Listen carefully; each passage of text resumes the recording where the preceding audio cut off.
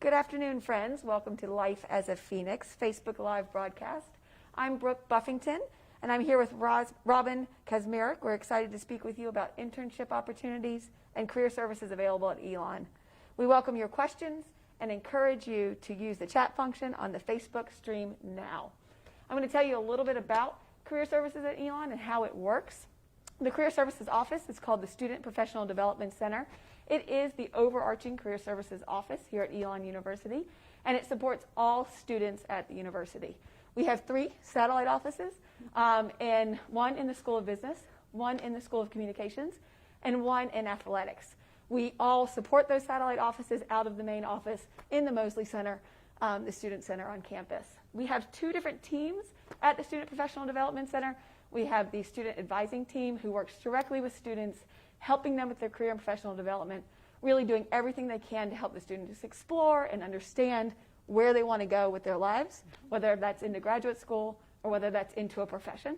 And then we have the corporate and employer relations team, which is where I sit, and we go out into the industries and into the cities where our students want to live and work, and we visit with employers, we speak with them about Elon, and we bring opportunities back to campus. So it's really a nice setup of people that are externally facing, meeting with employers, and those that are internally facing, meeting with students, and pairing those together with the right matches. So Robin here is our internship director for the College of Arts and Sciences, and I was going to ask her, when a student comes in, are they assigned a specific career advisor, or how does that work when they come into the office? Great question. So yes, all Elon students are actually assigned 2 advisors during their time here on campus. They have a faculty advisor that works with them for their academic planning, and then also a career advisor that will work with them to help in the professional development side of things. And a student, we encourage students to come in early, freshman year, and start working with their career advisor to build that plan. So it is possible for a student to stay with their career advisor their entire time at Elon. If they decide to go into one of our professional schools, they could potentially work with one of our career advisors in our satellite offices. But as Brooke had mentioned earlier, our team is very well equipped to work with all students, regardless of major. So we would welcome the opportunity to work with anyone. Yeah, absolutely. Yeah. We'd love to see you in your first year. Yes.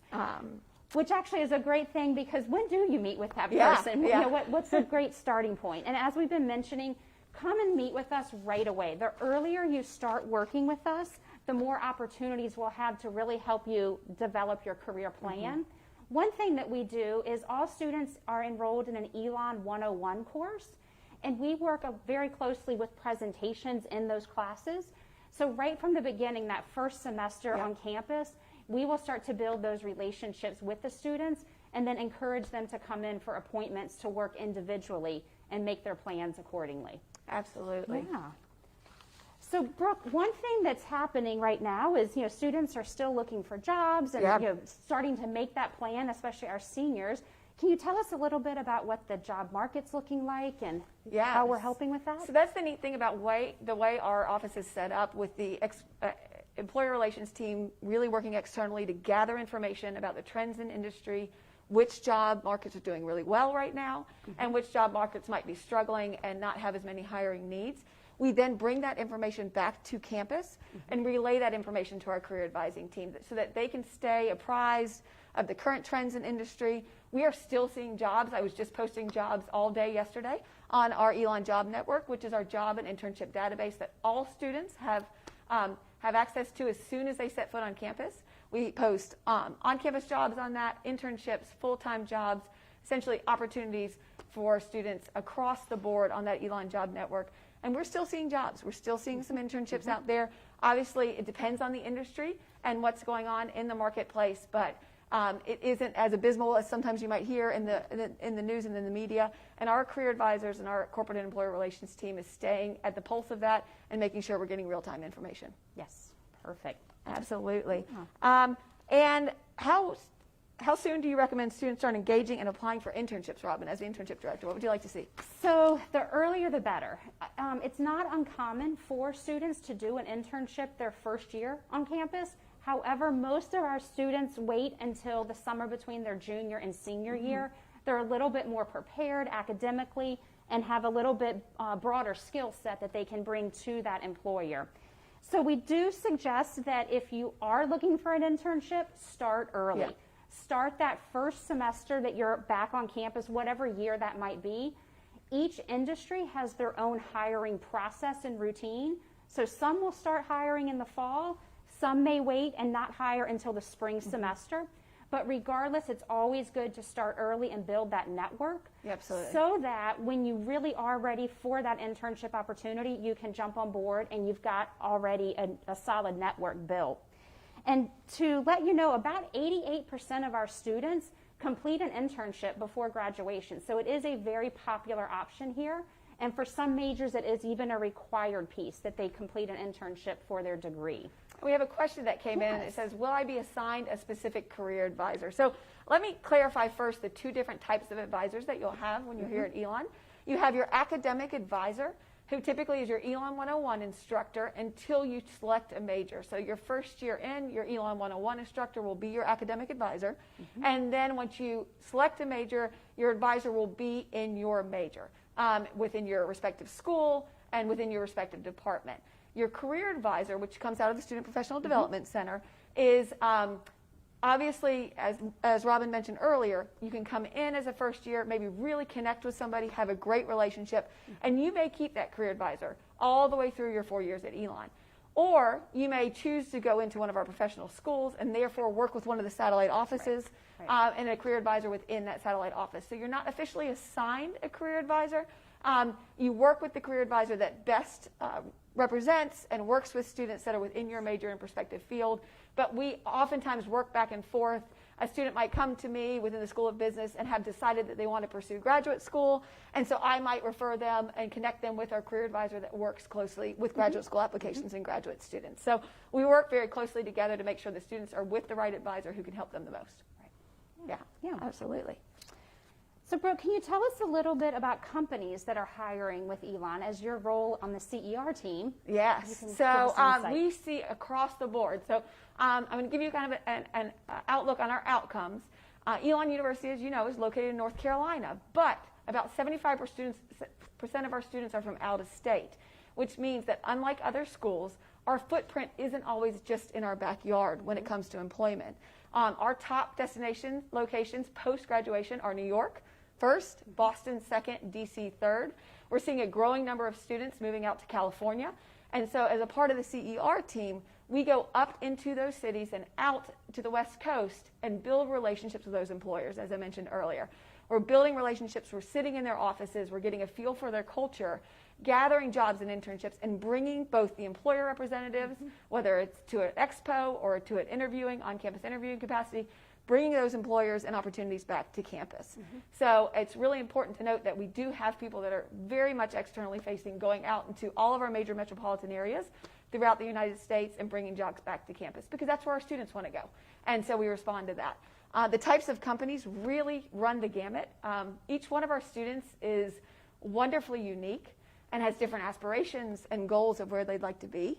And so we always want to make sure that they find opportunities that align with those goals. So we have some students that want to work with startups and others that want to work with Fortune 500 companies or go on to medical school or law school or work with a fellowship or the Peace Corps. So just to give you some examples, we have students that go into the Peace Corps every year. They work for Google, Facebook, L'Oreal, Goldman Sachs, Bank of America, JP Morgan, Morgan Stanley, W2O Communications Group, all different types of employers, some of the biggest names that you can think of in industry, and some really small dynamic startups as well.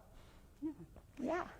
And we actually have a question that's come in that says, when do we first meet the team, and do the students come to us or do we go to the students? And the answer is both. So we really encourage students to meet with us as soon as you can.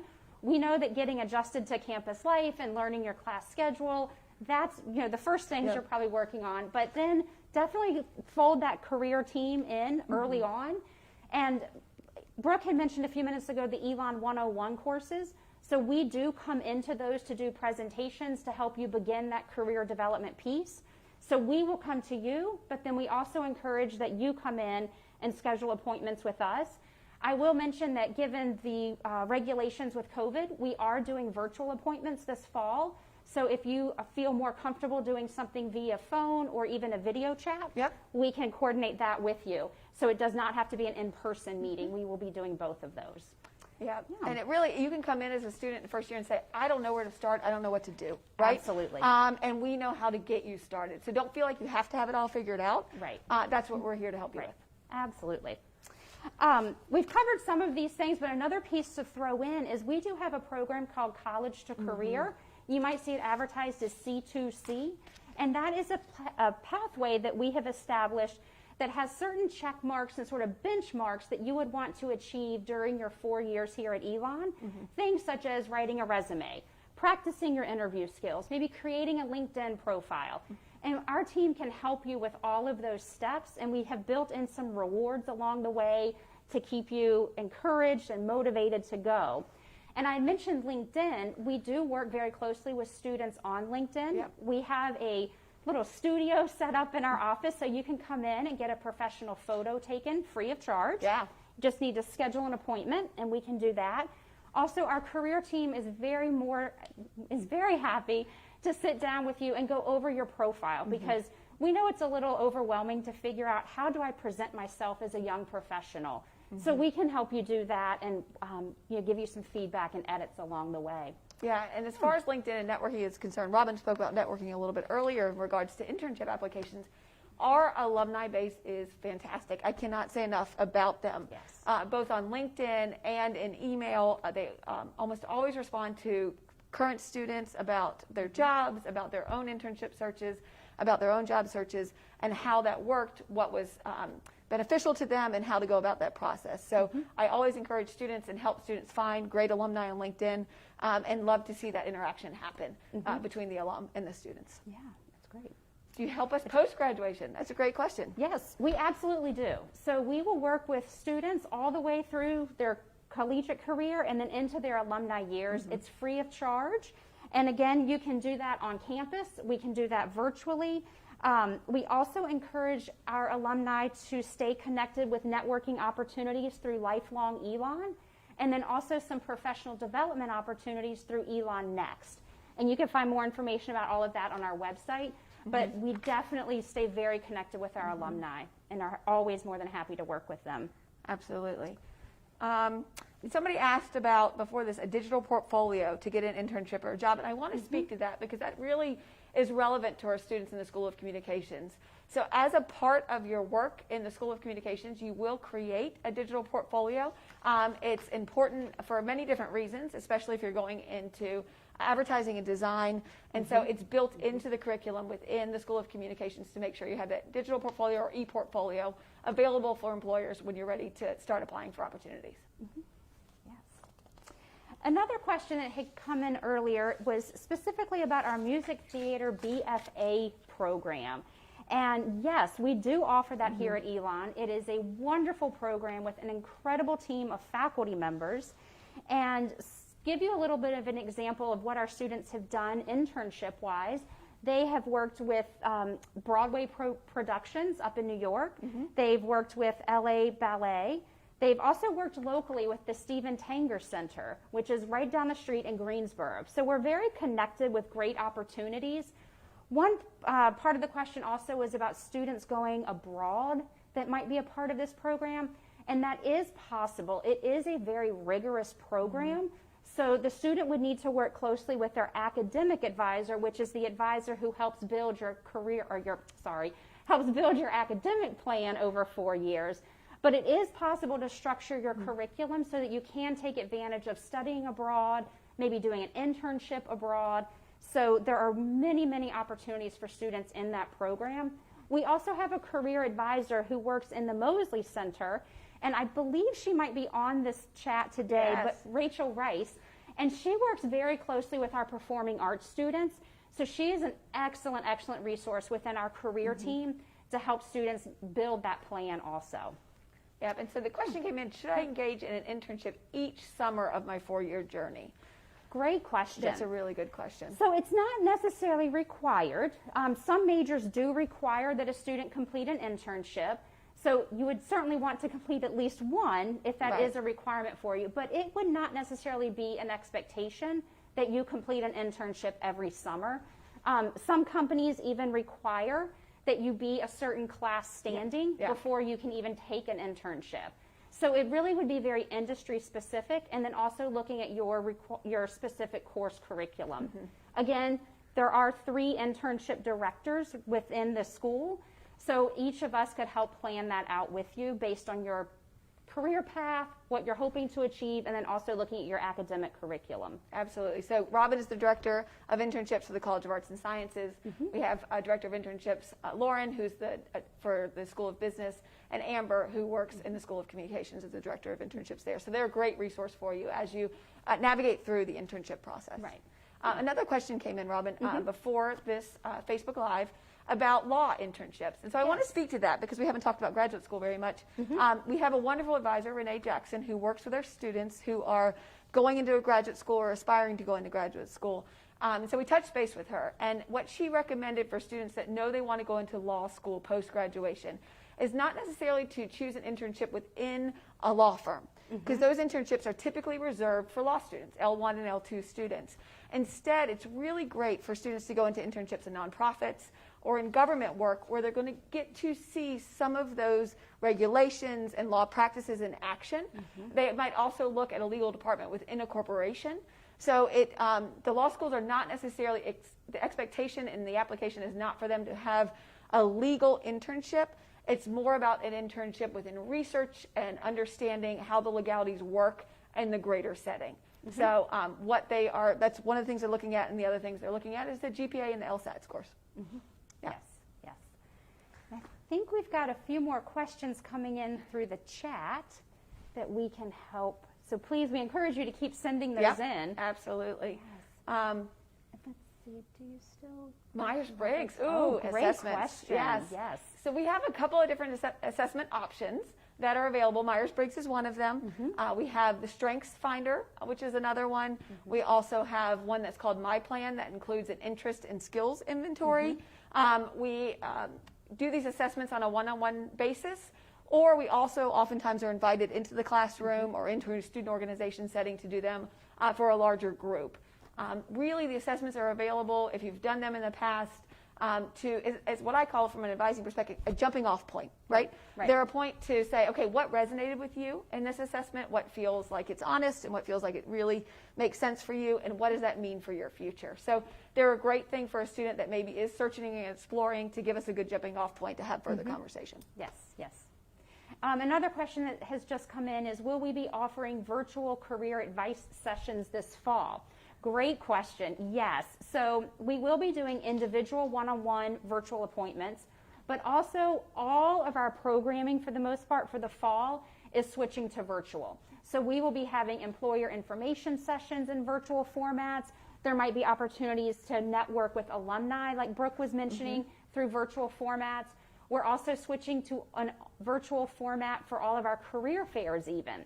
So we definitely are trying to find the way to keep that networking and those opportunities available, but understanding that the in-person aspect isn't going to be a possibility this fall. Yeah, so what we're doing with those career fairs is we actually have 6 different virtual career fairs happening this fall, starting with the earliest on September 7th, going all the way through the first half of the semester. So it's still going to offer students the opportunity to meet with employers one-on-one in a virtual capacity, to learn from them, to network with them, but it'll all be in a virtual platform that's through our Elon Job Network system. So it's really a great way for students to continue to engage in their professional development in a safe way and still meet with those employers and meet with those alumni. Yes, it's going to be a lot of fun. Will you help me apply? Yes, so great question about graduate school. Yes, we will help students apply for graduate school. We do have a staff member, Renee Jackson, who works very closely with students going into graduate school programs. She's extremely knowledgeable about helping you write your personal statements, about completing your applications, about any type of required testing, so LSAT, for example, or the GMAT. Yep. She's got great information and resources about that as well. So we will certainly, and it does not have to be only if you're going into an Elon graduate program. We understand that students will leave Elon, unfortunately, and go to other schools, and so we certainly want to help you find great success at other schools as well for graduate programs. Yeah, and one of the things I didn't mention earlier when we asked about outcomes was our graduate school outcomes. Yes. Last year we had students going into Georgetown, to Johns Hopkins, to the Boston University School of Law. So really we have students going into graduate programs across the country depending on their area of interest and what their professional aspirations are, which is great. Great. Well, Brooke, I can't believe we're already out of time. This has just flown by. So we really thank you for taking some time to spend with us today and sending in wonderful questions. And we understand that this may continue and you may have additional questions. So please feel free to reach out to admissions@elon.edu for any follow-up questions. Also, this video session will be put onto Life as a Phoenix, the archive page. And then we also understand that if you might need additional help or any type of accessibility, then you can also email admissions@elon.edu to get a more accessible version of today's information. Yeah. So again, thank you, and thank you, Brooke, for Yes, being thank here you. and helping us, and we look forward to working with each of you more in the future.